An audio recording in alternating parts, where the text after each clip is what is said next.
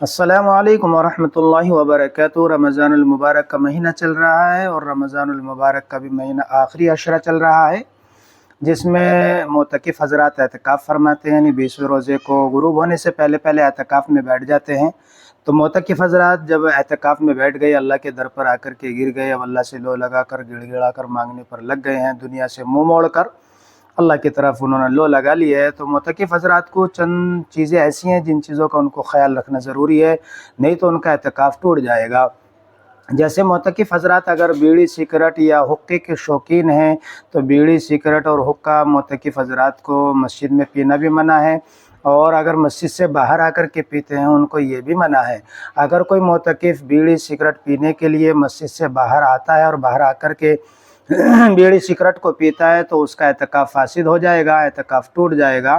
ہاں، اگر یہ معتکف قضاء حاجت کے لیے یعنی استنجا کرنے کے لیے آیا، بیت الخلاء کرنے آیا ہے، اور جیسے مسجد سے باہر بیت الخلاء کرنے کی نیت سے بیت الخلاء میں گیا، تو اگر وہ بیت الخلاء کرتے کرتے کوئی بیڑی سگریٹ استعمال کر لیتا ہے تو پھر اس کا اعتکاف فاسد نہیں ہوگا، یعنی اس کا اعتکاف ٹوٹے گا نہیں،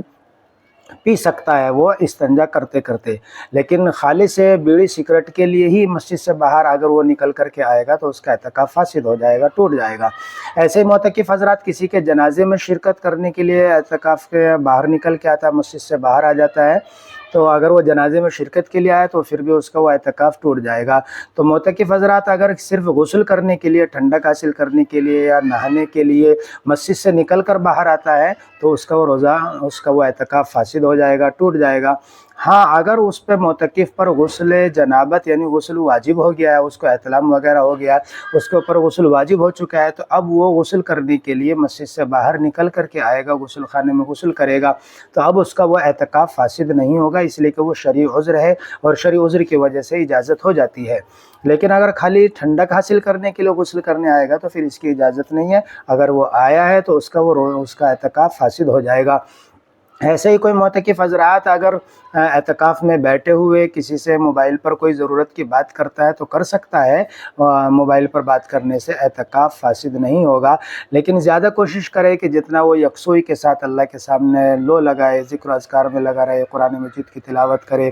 یعنی زیادہ وقت اللہ کی یاد میں گزارے، یہ سب سے زیادہ اس کے لیے بہتر ہے، نہ کہ موبائل پر لمبی لمبی بات کرنے پر۔ بس اگر کوئی ضرورت کی اسے ضروری بات کرنی ہے تو وہ موبائل سے بات کر سکتا ہے، کر لے، اس کی گنجائش ہے، اس سے جو ہے اعتکاف فاسد نہیں ہوگا۔ ایسے ہی معتکف حضرات اعتکاف کرنے والا کسی کی عیادت کرنے کے لیے، یعنی کوئی بیمار ہے اس کو دیکھنے کے لیے اگر وہ مسجد سے باہر نکل کے آتا ہے تو اس کا وہ اعتکاف فاسد ہو جائے گا۔